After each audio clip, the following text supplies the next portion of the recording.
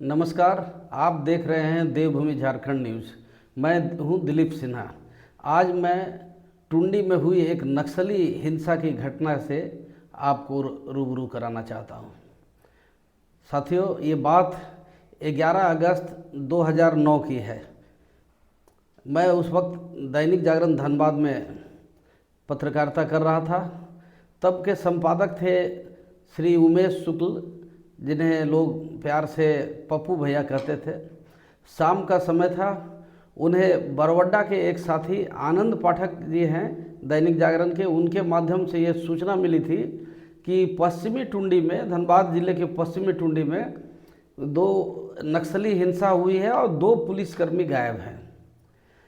जैसा कि हर बार नक्सली हिंसा का और झारखंड आंदोलन का रिपोर्टिंग के लिए मुझे जिम्मेवारी दी जाती थी संस्थान की ओर से, आदरणीय संपादक जी श्री उमेश शुक्ल जी ने मुझे बुला के कहा कि ऐसे ऐसे एक सूचना है कि टुंडी में 2 पुलिसकर्मी गायब हैं। संभवतः नक्सलियों ने उनको अगवा कर लिया है। इससे ज़्यादा कोई डिटेल उनके पास पश्चिमी टुंडी में कौन सी जगह है, ऐसी कोई भी फर्दर कोई सूचना उनके पास नहीं था। तो मैंने कहा कि ठीक है सर, मैं जा रहा हूँ। तो फिर मेरे साथ उस वक्त के दैनिक जागरण के फोटोग्राफर काफ़ी एक्टिव थे, धीरज गुप्ता जी, जो अभी संभवतः कानपुर में हैं, और दैनिक जागरण के क्राइम रिपोर्टर थे नीरज दुबे। उन दोनों को मैंने अपने साथ लिया और हम तीनों कंपनी की एक गाड़ी से हम लोग तब तक रात के जब तक हम लोग निकले करीबन रात के 7 से 7:30 8 बज चुके थे। जैसे ही हम लोग टुंडी थाना के आसपास पहुँचे, धनबाद से चल के, तो टुंडी थाना के आसपास पहुँचे तो पुलिस ने पूरा रास्ता ब्लॉक कर दिया था। टुंडी थाना से आगे बढ़ने की इजाज़त नहीं दी थी। उस समय कोई डीएसपी थे, जहाँ तक मुझे याद है शायद कोई बरनवाल साहब थे डीएसपी, वो वहाँ पर कैंप कर रहे थे। संयोग से मेरा घर उसी रास्ते में टुंडी से आगे लाला टोला कोल्हर एक गांव है, उसी गांव का हूँ। तो मैंने डीएसपी साहब को कहा कि डीएसपी साहब ने कहा कि नहीं, सो आगे किसी को जाने की इजाज़त नहीं है। तो मैंने उनको बहुत रिक्वेस्ट किया कि मैं कहा भाई, मैं कोई रिपोर्टिंग करने नहीं जा रहा हूँ, मैं अपने घर जा रहा हूँ, मैं यहाँ का रहने वाला हूँ। बावजूद वो नहीं माने। फिर हम लोगों ने एक वैकल्पिक रास्ता से होते हुए मैं सीधे अपने गांव का जो हमारा घर है, हम वहाँ पहुँचे। उसके बाद कोई एड्रेस नहीं था कि कोई ऐसा जगह नहीं था कि किस जगह ये घटना घटी है, कौन पुलिसकर्मी गायब है, कुछ भी सूचना नहीं। और प्रशासन की ओर से कुछ भी नहीं बताया जा रहा था। और बताया क्या जाता, प्रशासन को खुद इस घटना के बारे में कुछ भी पता नहीं था। और वह दौर था, नक्सलियों का खौफ इस तरह था कि अगर कहीं कोई नक्सली हिंसा हो जाती थी तो प्रशासन के लोग एहतियात बरतते हुए रात को स्पॉट पे मूव नहीं करते थे। रात भर पुलिस और प्रशासन जो है वो इंतजार में रहते थे कि सूर्योदय हो, फिर पैदल वहाँ से दस्ता और धनबाद से जो पुलिस की टीम है उसको लेते हुए जाएं। ऐसा नहीं हो कि सुन के तुरंत चले जाए और नक्सलियों का जो दस्ता है वो घात लगा के अटैक कर दे। इससे बचने के लिए ये एक पुलिस की उस समय की रणनीति थी। तो मुझे चूँकि सिर्फ एक शब्द कहा गया था कि पश्चिमी टुंडी में 2 पुलिसकर्मियों को अगवा कर लिया है, और बाकी कोई कहीं से कोई सूचना नहीं थी। फिर मैंने पश्चिमी टुंडी के कुछ अपने परिचितों से संपर्क किया कि कोई ऐसी घटना है तो बतावें। तो दुर्भाग्य से उस वक्त किसी का भी फ़ोन, पश्चिमी टुंडी के लोगों का किसी का भी फ़ोन नहीं लग रहा था।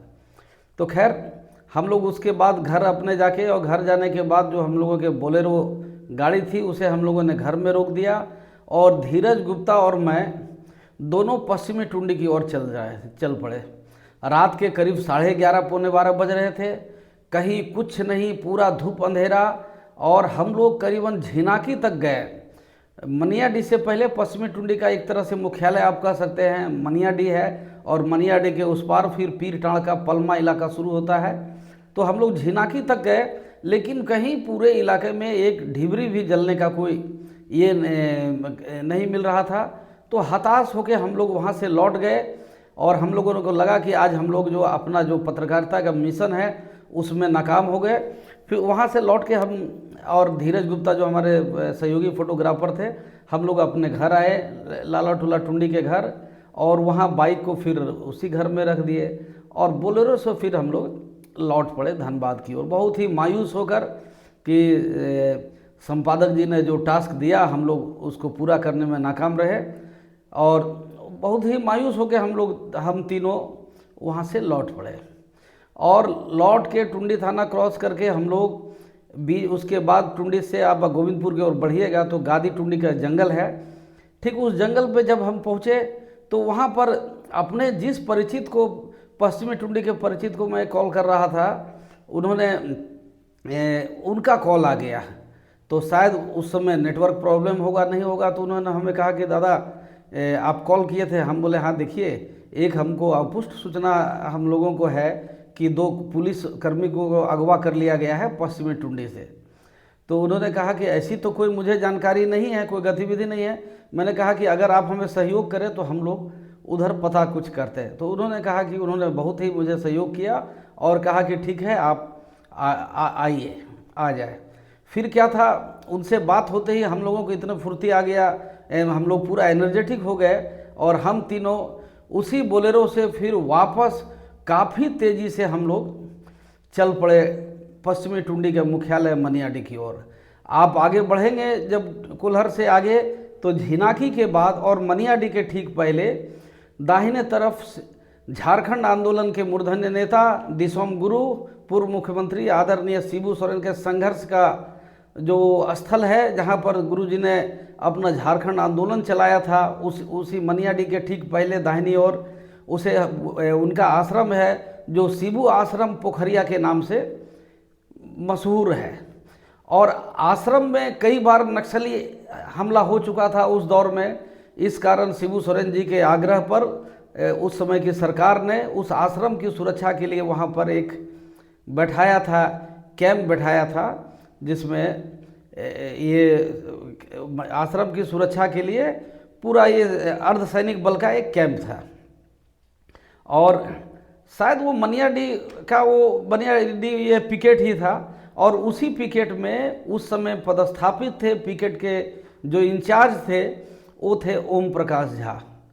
तो हम लोगों ने जब हम लोग आगे बढ़े गुरुजी के आश्रम तक, तब तक वहाँ धूप अंधेरा था, कहीं कुछ नहीं, एक मोमबत्ती की भी रोशनी नहीं थी। अचानक जैसे ही आश्रम और ऑपोजिट साइड में जो पिकेट था गुरुजी के आश्रम की रक्षा के लिए बना था, पिकेट में तक जैसे ही हमारी गाड़ी पहुंची कि अचानक पिकेट्स में रोशनी, ऐसा रोशनी हो गया जैसे दिन है, पूरा चारों तरफ जगमग लाइट, और अंदर से जहां पर कि कुछ नहीं पता चल रहा था अंधेरा में, वहीं पिकेट के अंदर से जवानों ने चिल्लाना शुरू किया कि रुक जाओ रुक जाओ, कौन है, गोली मार देंगे।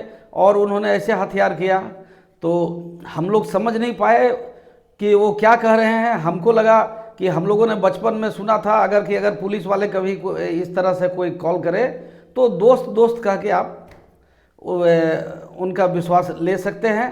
तो हम तीनों ने गाड़ी से ही चिल्लाया दोस्त करके, और हम लोग गाड़ी आगे बढ़ गए मनियाडी के पार हम लोग जाके, और संयोग से मेरे वो साथी मिले। और उसके बाद हम लोगों ने चारों तरफ, कम से कम रात के 12 बज रहे होंगे, 12 साढ़े 12 बजे हम लोग, शीतलपुर का बीर गांव है, इन सब, और नीचे में जो खेत था, चारों तरफ हम लोगों ने तलाशा, कहीं ना कोई इंसान मिला ना कुछ मिला। अंत में दाहिने की ओर शीतलपुर का एक बीर गांव है, वो एक टोला था, उस टोला की ओर हम लोग गए। और आप विश्वास नहीं करेंगे, इस घटना को याद करके आज भी हम लोग एकदम ये हो जाते हैं। और रात के करीब साढ़े 12 बज रहे थे जब हम लोग वहाँ पर पहुँचे उस बीर गांव का अंदर में। तो थोड़ा दूर जाने के बाद ही हम लोग देखते हैं कि बीच रोड पे एक डेड बॉडी पड़ा है, एक पुलिसकर्मी का, शायद वो उस समय सिविल ड्रेस में ही थे, एक डेड बॉडी पड़ा है। तो और कहीं कोई इंसान नहीं, धूप अंधेरा, और अगस्त का महीना, बरसात का महीना था, और दाहिने और मकई का खेत। तो हम लोगों ने, मेरे साथी ने फटाफट डेड बॉडी का, और डेड बॉडी के आसपास चारों ओर पर्चा नक्सलियों ने चिपका के रख दिया था पत्थर से दाब के। इन तमाम चीज़ों का हम लोगों ने वहाँ फोटोग्राफी किया। उसके बाद हम लोग मिशन मिला कि भाई एक तो मिल गए, दूसरा जो साथी वो कहाँ थे। वो ये जो मृतक हैं जिनका यहाँ पर शव पड़ा था वो कौन है, ये हम लोगों को उस वक्त कुछ नहीं पता था। तो दूसरे साथी की तलाश में हम लोगों ने खेत की ओर, दाहिने और मकई का खेत था, उधर हम लोग दीवार में चढ़ के और पूरा उधर से आवाज़ दिए, कहीं कहीं कुछ भी नहीं मिला। उसके बाद हम लोग सीधे वहाँ से फिर हम तीनों वहाँ से हम लोग वापस निकले अपने धनबाद दैनिक जागरण कार्यालय के लिए, और फिर उसी रास्ते से वापस आए। इस बार जैसे ही हम लोग की गाड़ी गुरु जी का आश्रम तक और वो पिकेट तक पहुंचा कि पिकेट में फिर वही हुआ, रोशनी से जैसे हम लोग की गाड़ी नज़दीक पहुंचते ही रोशनी से पूरा इलाका कौंध गया। और इस बार जवान जो लोग थे वो पूरे जवान पिकेट के वो बीच रोड में आ गए और सभी ने हम लोगों पर अपना हथियार टान दिया कि रोको रोको। हम लोग तुरंत हाथ खड़ा किए तो वो लोगों ने सीधे कहना शुरू किया कि भाई आप लोग नक्सली हैं, ये है, अभी आप लोग रुके क्यों नहीं। हम लोग बोले भाई देखिए हम लोग प्रेस के जर्नलिस्ट हैं, हम लोग को एक सूचना मिली थी, हम लोग उसी कवरेज में आए थे। तो उन्होंने फिर हम लोगों का कैमरा छीन लिया। काफ़ी आक्रोशित थे जवान कि आप लोग आ कैसे गए यहाँ पर, और उसके बाद कैमरा छीन लिया। और हम लोग कितनों बोले उन लोग को कि भाई देखिए हम लोग दैनिक जागरण की ये टीम है, हम लोग रिपोर्टिंग करने, जिस तरह आप इस भीड़ में अपना फ़र्ज अदा कर रहे हैं हम लोग भी अपना फ़र्ज अदा कर रहे हैं। और हम लोग ये आए। उसके बाद उन लोगों ने धीरज गुप्ता से उनका कैमरा छीन लिया, और जो ही कैमरा को उन लोगों ने देखा वो डेड जिस शव का फोटो उस कैमरा में, अचानक पिकेट से जवानों ने चिल्लाना, जवानों ने आवाज़ देना शुरू कर दिया कि झा साहब शहीद हो गए, झा साहब शहीद हो गए। पूरा पिकेट उसके बाद गूंज उठा झा साहब के शहादत से। उसके बाद उन जवानों ने फिर हम लोगों के प्रति उनकी सहानुभूति हो गई, और अचानक सब लोग पूछने लगा कि सर दूसरा साथी कहाँ है, उनके बारे में अगर कोई सूचना हो तो ये पूछे। बोले कि उन जवानों ने बताया कि अभी तक पुलिस हेडक्वार्टर से लेकर सबको कि 2 यहाँ से शाम में निकले थे, लेकिन वो कहाँ है कोई सूचना नहीं है। ये फ़ोटो देख के हम लोग को ये पता चल रहा है। दूसरे साथी के बारे में हम लोग को बताएं। हम लोगों ने कहा कि देखिए हम लोग आसपास में पूरा हम लोगों ने प्रयास किया, लेकिन दूसरा साथी जो है वो उनके बारे में नहीं पता, कुछ हमको नहीं मिला, कोई भी पता कि वो कहाँ पर हैं, सुरक्षित हैं कि नहीं भी हैं। तो फिर उन्होंने पिकेट के पुलिसकर्मियों ने तुरंत वायरलेस किया वहाँ से हेडक्वार्टर, धनबाद हेडक्वार्टर से लेके सब जगह कि झा साहब शहीद हो गए, और दूसरे जवान उनका कुछ पता नहीं चल पा रहा है। उन्होंने कहा कि दैनिक जागरण की एक टीम आई है और उस टीम ने फोटोग्राफी लिया और रिपोर्टिंग करके आया, उनके माध्यम से ये सूचना हुई। इधर डीएसपी साहब जो बरनवाल साहब थे वो लगातार, मुझसे तो उनका कोई संपर्क नहीं था, किंतु वो लगातार जो हमारे साथी थे धीरज गुप्ता फोटोग्राफर, उनको कॉल वो कर रहे थे। लेकिन मैंने अपने साथी को बोला कि भाई अभी कोई फ़ोन नहीं उठाओ, जैसा कि हमारे प्रोफेशन में होता है। उस दौर में हम लोगों में कंपटीशन काफ़ी ज़्यादा होता था, तो हम लोगों ने इसे कि अपने अखबार में ये एक्सक्लूसिव रिपोर्ट हो, इसके लिए हम लोग सीधा वहाँ से चले, वापस लौटे टुंडी की ओर। और जैसे ही हम लोग थाना के पास आए तो हम लोगों ने वहाँ देखा कि दूसरे अखबार की भी टीम टुंडी थाना के पहले तक आके उन लोग रुकी हुई है, आगे नहीं जा पा रही थी। और हम लोग सीधा वहाँ से धनबाद की ओर निकले। इधर उस समय के हमारे संपादक जी उमेश शुक्ला जी वो काफ़ी परेशान, चिंतित थे कि उन्हें बार बार ये भय सता रहा था कि हमने ये जोखिम वाला काम दिलीप सिन्हा और उनकी टीम को सौंप तो दिए हैं, लेकिन कहीं कुछ अनिष्ट नहीं हो जाए। तो जब हम लोग अपने रात का 1:30 बजे, अपने 1:30 से 1:45 बजे जब हम अपने संस्थान पहुँचे तो पाया हमने कि हमारे संपादक जी ऊपर में बेचैनी से टहल रहे हैं। जैसे ही उन्होंने देखा तो पहला सवाल उनका ये नहीं था कि भाई कुछ मिला कि नहीं। उन्होंने कहा कि भाई तुम लोग तो सुरक्षित हो। हम लोग कहा नहीं सर, हम लोग काफ़ी सुरक्षित हैं। और फिर पूरे न्यूज़ रूम में इस न्यूज़ पे इमरजेंसी चर्चा हुई, और पहला पेज का जो अखबार का दैनिक जागरण का उस दिन का ये बैनर लीड रहा कि कैसे नक्सलियों के हमले में एक शहीद हो गए। मनियाडी पुलिस पिकेट के इंचार्ज ओम प्रकाश झा शहीद हो गए और उनका दूसरा जो सहयोगी कांस्टेबल था वो दीपक बावरी था, उसके बारे में कोई पता नहीं चल पाया वो कहाँ है नहीं है।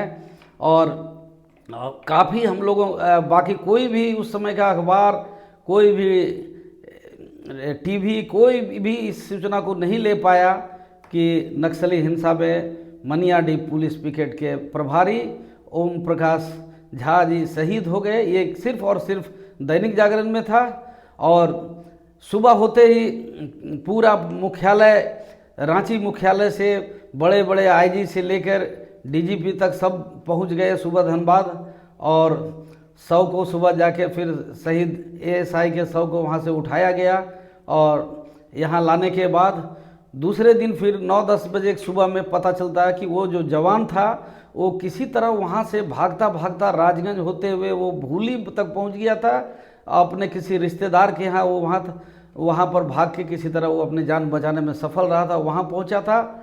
और इधर जो है फिर उस जवान को भी लाया गया और बाकी सारे चीज़ हुआ, एफआईआर हुआ। इस मामले में टुंडी थाना में प्राथमिकी दर्ज हुई। वह उस समय के जो थानेदार थे वो इसके आईओ थे और ये कई दिनों तक ये काफ़ी चर्चित रहा यह मामला। इस मामले में 5 नक्सलियों को आरोपित किया गया था, जिनके बारे में कहा जा रहा था कि वो नक्सली हैं। 5 लोगों को आरोपित किया गया था और पुलिस जो है इस केस का हम लोगों ने आगे भी फॉलोअप किया। पुलिस यह साबित नहीं कर पाई कि एएसआई ओम प्रकाश झा की हत्या किसने की थी।